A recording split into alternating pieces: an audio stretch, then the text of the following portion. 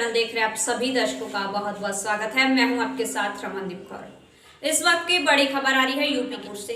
क्या है पूरा मामला, देखने के लिए बने रहिए हमारे। सीएम केशव प्रसाद मौर्य के बेटे की आईडी हैक होने से जुड़ी खबर। यूपी के डिप्टी सीएम केशव प्रसाद मौर्य के बेटे योगेश का फेसबुक पेज हैकर ने कर दी अश्लील photo post. Facebook page hacker social media पर हैकर्स लगातार दूसरे लोगों के पेज हैक करने में सफल हो रहे हैं। अब हैकर्स ने यूपी के डिप्टी सीएम केशव प्रसाद मौर्य के बेटे योगेश के पेज को हैक कर लिया है। इस पेज पर हैकर ने अश्लील फोटो पब्लिश कर दी। वहीं इसके बाद सोशल मीडिया पर सनसनी फैल गई। पुलिस जांच कर रही है। प्रदेश के उप मुख्यमंत्री केशव प्रसाद मौर्य के बेटे इंजीनियर योगेश कुमार मौर्य का फेसबुक पेज हैक करने का मामला सामने आया है। इनके फेसबुक पेज पर अश्लील फ़ोटो पोस्ट कर दी गई है। योगेश ने पेज पुलिस के साइबर सेल में शिकायत करी हैक होने की। इस पेज पर 6,95,000 फॉलोअर्स हैं और योगेश खुद 60 लोग को फॉलो करते हैं। ऐसे में ये एक बड़ी चुनौती है हैकर्स की साइबर सेल को कि जिस तरह से योगेश के पेज को हैक किया है।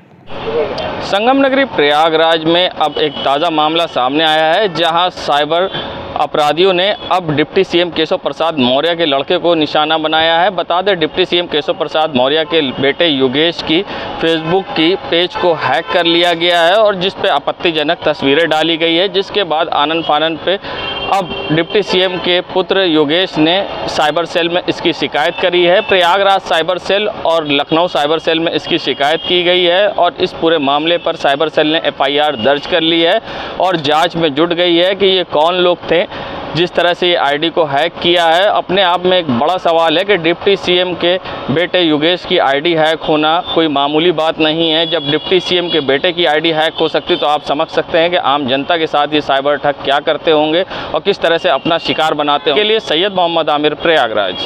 प्रयागराज के फूलपुर लोकसभा सीट से प्रियंका गांधी वाड्रा के चुनाव लड़ने के अटकलें तेज होने के बाद कुछ कांग्रेस कार्यकर्ताओं ने प्रियंका गांधी का पोस्टर लगाया कि वे फूलपुर क्षेत्र से प्रियंका गांधी चुनाव लड़ेंगी। पोस्टर लगने के बाद चर्चाएं तेज हो गई, जिसके बाद शहर कांग्रेस कमेटी के महासचिव इरशाद उल्ला ने बयान जारी करते हुए खंडन किया। उनका कहना है कि कौन कहां से चुनाव लड़ेगा, हमारा इंडिया गठबंधन तय करेगा और प्रियंका गांधी कहीं से भी चुनाव लड़ सकती हैं और देश के किसी कोने से भी लड़ सकती है, उन पर कोई रोक नहीं। ये पोस्टर तथाकथित लोगों के द्वारा लगाया गया है, ना कि कांग्रेस की ओर से। क्या कुछ कहना है कांग्रेस नेता का, ये दिखाते हैं। इसकी तरफ से जारी नहीं हुआ है, ये कुछ लोगों ने जारी किया है अपने अति उत्साह में, लेकिन ये कांग्रेस की तरफ से नहीं है। और हमारा जो गठबंधन है, वो जो गठबंधन जहाँ से तय करेगा वहाँ से माननीय प्रियंका गांधी जी लड़ेंगी और प्रियंका गांधी पूरे हिंदुस्तान के कहीं से भी लड़ सकती हैं। वो बहुत बड़ा चेहरा है, उनके लिए वो जगह तय नहीं है कोई कहाँ से लड़ेगा, लेकिन जो हमारा गठबंधन तय करेगा वहीं से लड़ेंगे। हमारे गठबंधन में आरएलडी भी है, समाजवादी भी है, कांग्रेस भी है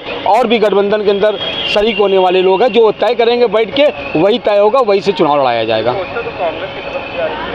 ये कांग्रेस की तरफ से ये नहीं है, ये अपने लोगों ने, कांग्रेस के कुछ लोगों ने, कथाकथित लोगों ने जारी किया। उससे कोई कांग्रेस से इसका कोई लेना देना नहीं है, ना कहीं। हम तो शहर कांग्रेस कमेटी के पदाधिकारी हैं, हमारे पार्टी की तरफ से ये कहीं जारी नहीं हुआ। इरशाद उल्ला, महासचिव कांग्रेस कमेटी। उन्होंने पहले कहा है कि कानून प्रत्येक नागरिक को सुरक्षा प्रदान करेगा, लेकिन राह चलती हुई किसी बेटी के साथ अगर किसी ने छेड़छाड़ करके उसकी सुरक्षा में सेंध लगाने का कार्य करे किया तो अगले चौराहे पर उस ओहदे का इंतजार यमराज कर रहा होगा। उसको फिर यमराज के यहां भेजने से कोई रोक नहीं पाएगा। सुना आपने, जहां सीएम योगी आदित्यनाथ ने कहा था कि महिलाओं की सुरक्षा में सेंध लगाने वाले के लिए अगले चौराहे पर यमराज खड़ा होगा और उसे कोई नहीं बचा सकता। वहीं अब जहां सीएम के बयान के बाद उत्तर प्रदेश की पुलिस ने ही खाकी को दागदार किया है। बता दें, ताज़ा मामला संगम नगरी प्रयागराज के सराय ममरेज थाने में चौकी प्रभारी समेत 4 पुलिसकर्मियों पर दुष्कर्म का आरोप लगा है। मामला सामने आने के बाद विभाग में खलबली मच गई है। महिला ने पुलिसकर्मियों पर नशे की हालत में दुष्कर्म का आरोप लगाया है। अनुसूचित जाति की महिला ने पुलिस अधिकारियों से शिकायत करने के बाद सराय ममरेज थाने में तहरीर दी है। पुलिस मामले की जांच कर रही है। पुलिस मामला दर्ज करके अब जांच में जुट गई है। इस मामले में जांच एसीपी हंडिया को दी गई है। महिला के अनुसार उसका पति रोजी रोटी के सिलसिले में दूसरे शहर में रहता है। एक शख्स उसे परेशान करता था। जिसकी शिकायत वे चौकी पर करने गई थी। इसके बाद चौकी इंचार्ज ने उसे नंबर दिया और फ़ोन पर बात करने लगा। महिला ने ये भी आरोप लगाया है कि 21 सितंबर शाम 6 बजे चौकी इंचार्ज ने उसे दुर्गागंज तिराहे पर बुलाया। वे जब वहां पहुंची तो चौकी प्रभारी कार में बैठा था और उसके बगल में एक सिपाही था। पुलिसकर्मी ने कुछ मिलाकर कोल्ड ड्रिंक में दिया, जिसको पीने के बाद वे बेहोश हो गई। इसके बाद उसे भदोई ले जाकर सामूहिक दुष्कर्म किया गया। नशे में होने के कारण लौटते समय चौकी प्रभारी ने नियंत्रण खो दिया और दुर्गागंज के गौरा गांव के पास कार आम के पेड़ से टकरा गई। इससे पीड़ित को भी चोट आई है। वहीं अब इस पूरे मामले में क्या कुछ कहना है पीड़ित महिला का और उपायुक्त प्रोटोकॉल रविशंकर का, आइए दिखाते हैं आपको। साथे धमकी भरी फोन आवत रहा। हम गए, हम कहा कि हम सब पता करते ही नहीं पता लगी। हम फिर चले गए चौकी पे। चौकी पर सुधीर पांडे मिले। हम उनके पास एप्लीकेशन दिया। हम कहा हमें धमकी भरी फ़ोन आता, हमें जान से मारे के। कहें चलो ठीक बाटे, हम चले देख लेंगे। फिर अपना नंबर दिए, कहें कि चलो नंबर ले जाओ, जैसे फ़ोन आए फिर हमें बताओ। हम फिर ले गए। फिर बिहान से फ़ोन आए, फिर हम फ़ोन किया सुधीर पांडे के। वो हमके चौकी बुलाए वहाँ पे कहें कि जाओ, अच्छा हम देख लेंगे। फिर हमें 21 तारीख के शाम के फ़ोन किए 6 बजे। वहाँ पे कहें आओ, हम जो फ़ोन करता था उसे हम पकड़े हैं, चलो हम बताते हैं। ले गए हमें वहाँ गाड़ी पे ज़बरदस्ती खींच के हमें दुर्गागंज की तरफ ले गए। उसके बाद कोल्ड ड्रिंक पिलाए। उसके बाद हमें पता नहीं हमारा बलात्कार किए। बलात्कार करने के बाद हमें कहाँ ले गए, होश नहीं रहा, हमारे एकदम बेहोशी हालत में 4 लोग वहाँ पे मौजूद थे। अच्छा, वो चारों पुलिस वाले ही थे? हाँ। अच्छा, जब आपको ले जा रहे थे तो क्या कितने पुलिस वाले थे साथ में? उसमें 4 पुलिस वाले थे। हाँ। तो अच्छा, जब आप होश में आई हैं तो आप कहाँ पर थी? हम गौरा। अच्छा, गौरा दुर्गागंज। हाँ, गौरा अच्छा, दुर्गागंज। तो पेड़ क्या में ग्रामीण भी? हाँ, पेड़ में क्या हुआ था? पेड़ में गाड़ी लड़ाई। ये कौन लड़ा था? ये सुधीर, वो सब गाड़ी चला वाले, हमें इतना होश नहीं रहा। नहीं, ये क्या दारू भी पिए थे? हाँ, दारू भी सब। नशे हाँ, में हाँ, बहुत नशे। आपको भी पिलाए थे? हमें भी नशे में एकदम। अच्छा, अच्छा, और दूसरी बात ये, क्या जब आप होश में आई हैं तो जो ग्रामीण मौके पर आए थे वो लोग क्या पुलिस वालों के खिलाफ या पुलिस वालों हाँ। कुछ ऐसा कार्रवाई हुआ था? नहीं, कुछ तो आप इसकी शिकायत जिले के आला अधिकारियों तक पहुंचाई हैं? पहुँचाए है, लेकिन हम कुछ होता नहीं। तो क्या चाह रही हैं अभी? हम बस इंसाफ चाहते हैं, हमें न्याय मिले और हमें योगीनाथ सबके हमें बैठा जाए, हमें न्याय मिले। अच्छा, ये घटना हुए कितना दिन बीत गया है? आज 3।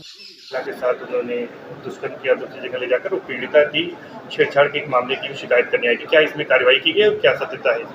कल सवेरे एक सोशल मीडिया पे ट्वीट आया था। उस ट्वीट के बारे में जब संज्ञान में आया तो तत्काल एसीपी हंडिया साहब को जांच दी गई। मौके पर जाकर उन्होंने जांच की। जांच करने के बाद उन्होंने तथ्यात्मक रिपोर्ट प्रेषित कर दी है और थाना चौकी प्रभारी की संलिप्तता अगर पाई जाती है उसमें तो उसको तुरंत निलंबन की कार्रवाई करते हुए और तथ्यों के आधार पर अग्रेतर वैधानिक कार्रवाई की जाएगी। चौकी इंचार्ज को वहाँ से हटाना इसलिए आवश्यक है क्योंकि ये घटना उन्हीं की चौकी क्षेत्र में होना बताया जा रहा है। विवेचना को न प्रभावित करे, इसलिए उनको वहाँ से हटाना आवश्यक था। और भी पुलिसकर्मी क्या इसमें दोषी? जैसी रिपोर्ट आएगी उसी रिपोर्ट के आधार पर उनके विरुद्ध कार्रवाई किया जाना सुनिश्चित किया जाएगा।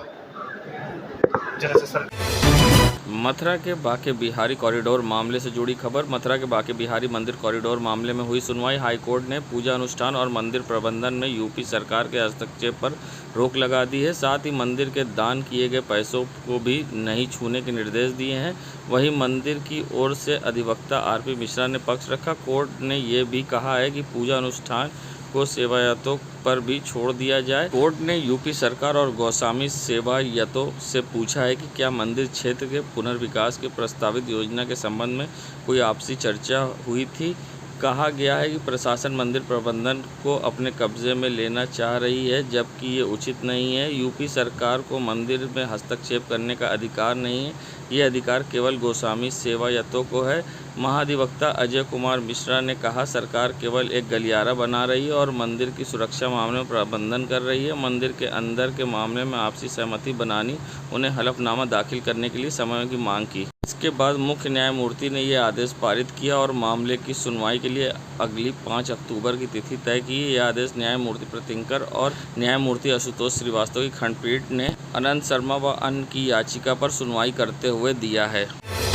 संगम नगरी प्रयागराज में समाजवादी पार्टी शहर पश्चिमी विधानसभा की सदस्यों की कमेटी गठित कर मनोनीत पत्र सौंपा गया है। महानगर अध्यक्ष सैयद इफ्तिकार हुसैन की अध्यक्षता व महानगर महासचिव रविंद्र यादव रवि के संचालन में विधानसभा अध्यक्ष अभिमन्यु पटेल ने 10 उपाध्यक्ष, 1 सचिव व कोषाध्यक्ष के साथ 17 सचिव व 2 कार्यकारिणी सदस्यों को अहम जिम्मेदारी सौंपी है। मुख्य अतिथि के तौर पर जहां शहर पश्चिमी विधानसभा प्रभारी अमरनाथ मौर्य ने सभी नवनियुक्त पदाधिकारियों को बधाई दी। विधानसभा पश्चिमी की कमेटी में विनय, फैयाज अली, संजय राय, बालकृष्ण कुशवाहा, शिव सिंह यादव, सुशील कुमार विश्वकर्मा, तबरेज़ अहमद, नासिर आबाद, डॉक्टर अभय राज पटेल, कमलेश प्रजापति, प्रिंस को उपाध्यक्ष बनाया गया। शकील अहमद को दूसरी बार महासचिव की कमान मिली तो सनी साहू को कोषाध्यक्ष बनाया गया। सचिव बनने वालों में चंद्रमा पाल, अभिषेक कुमार सिंह, राजेश सिंह यादव, शिव राम सरोज, श्रीमती गीता, संदीप शर्मा, के द्विवेदी, MA शुक्ला, रवि कुमार, ओम प्रकाश निषाद, दिलीप कुमार प्रजापति, दिनेश चंद शर्मा, ऋषभ यादव, पुनीत कुमार निषाद, प्रभात केसरवानी, योगेंद्र यादव, सौरभ केसरवानी को मनोनयन पत्र सौंपा गया। मोहम्मद अरबाज, मोहम्मद शहबान को कार्यकारिणी सदस्य बनाया गया। कार्यक्रम में सैयद इफ्तिकार हुसैन, रविंद्र यादव, रवि, अमरनाथ सिंह मौर्य, इसरार अंजुम, मोइन हबीबी, मोहम्मद अजहर, अभिमन्यु पटेल, गुलाम सिंह यादव, मुशीर अहमद, मयंक यादव, जॉन्टी, यशांश केसरवानी, हरीश चंद्र श्रीवास्तव, फैज़ अंजुम, सैयद मोहम्मद अस्करी आदि ने नवनियुक्त पदाधिकारियों को बधाई दी व शुभकामनाएं दी। पैगंबर इस्लाम हज़रत मोहम्मद साहब के जन्मदिन के मौके पर जहां पुराने शहर की गलियों से जुलूस निकाले गए, बता दें वहीं दरियाबाद कुरैश नगर से मोहिबान औलिया की जानिब से जुलूस मोहम्मदी निकाला गया। जुलूस अपने रास्ते को तय करता हुआ चौक बजाजा पट्टी, सब्जी मंडी, गढ़ी सराय, नकास कोना होता हुआ दारा शाह अजमल पहुंचा। ईद मिलाद के मौके पर शहर की तमाम अंजुमनों ने जुलूस निकाला व चौक की रोशनी कमेटी व अन्य कमेटियों ने जुलूस का इस्तकबाल किया। मोहिबान औलिया की कमेटी कुरैश नगर दरियाबाद में शानदार जुलूस निकाला गया जिसमें दिल्ली की जामा मस्जिद को दिखाया गया। इसमें चांदी का पुत्तर लगाया गया था। जुलूस में इस्लामिक परचम लेकर लोग चल रहे थे। हुजूर की शान में नाज शरीफ दरूद पढ़ रहे थे। रास्ते भर चाय पानी शरबत का इंतज़ाम किया गया तो या रसूल अल्लाह के नारे सदाएं बुलंद होती सड़कों पर सुनाई दी। इलाहाबाद हाई कोर्ट से ज्ञान वापी विवाद से जुड़ी खबर। काशी विश्वनाथ और ज्ञान वापी विवाद की सुनवाई टालने की मुस्लिम पक्ष की अर्जी खारिज। मस्जिद इंतजामिया कमेटी और यूपी सेंट्रल वक्फ बोर्ड की ओर से दाखिल 5 याचिकाओं की जस्टिस प्रकाश पांड्या की सिंगल बेंच में सुनवाई कर रही थी। कोर्ट ने सुनवाई के बाद 25 जुलाई को फैसला भी सुरक्षित कर लिया था। 28 अगस्त को इस मामले में फैसला सुनाया जाना था। इससे पहले जस्टिस प्रकाश पांड्या का तबादला हो गया। चीफ जस्टिस ने मामले की सुनवाई के लिए अपने पास रख लिया। मुस्लिम पक्ष ने केस ट्रांसफ़र किए जाने पर एतराज़ जताया था। कहा था कि 75 दिनों तक सुनवाई के बाद पूरी बेंच ने सुनवाई ठीक नहीं। कोर्ट ने इस मामले में मुस्लिम पक्ष के वकील की अर्जी खारिज कर दिया है। अब चीफ जस्टिस प्रतींकर दिवाकर 4 अक्टूबर को सुनवाई करेंगे। इलाहाबाद हाई कोर्ट ज्ञान वापी जुड़ी 5 याचिकाओं पर एक साथ सुनवाई कर रही है। इनमें से 3 याचिकाएं 1991 में वाराणसी की अदालत में दाखिल किए गए केस की पोषणीयता से जुड़ी है, जबकि 2 अर्जियां एसआई के सर्वेक्षण आदेश के खिलाफ हैं। 1991 के मुकदमे में विवादित परिसर हिंदू को सौंपे जाने व पूजा अर्चना की इजाज़त दिए जाने की मांग की गई है। इस वक्त की बड़ी खबर है प्रयागराज से, जहां भूमाफियाओं पर पीडीए की कार्रवाई से जुड़ी खबर। प्रयागराज विकास प्राधिकरण द्वारा लगातार भूमाफियाओं की कमर तोड़ने के लिए करी जा रही कार्रवाई। अलग अलग इलाकों में लगातार पीडीए के द्वारा की जा रही कार्रवाई। झूसी इलाके में अलग अलग लोगों के द्वारा की जा रही अवैध प्लॉटिंग पर चला पीडीए का बिल्डोजर। 20 बीघा की अवैध प्लाटिंग पर चला पीडीए का बुलडोजर। 20 बीघा की प्लाटिंग को ध्वस्तीकरण की पीडीए के द्वारा की गई कार्रवाई। लगातार भूमाफियाओं पर लगातार कार्रवाई कर रहा है पीडीए। देश दुनिया की खबरों के लिए world media times news channel को सब्सक्राइब करें।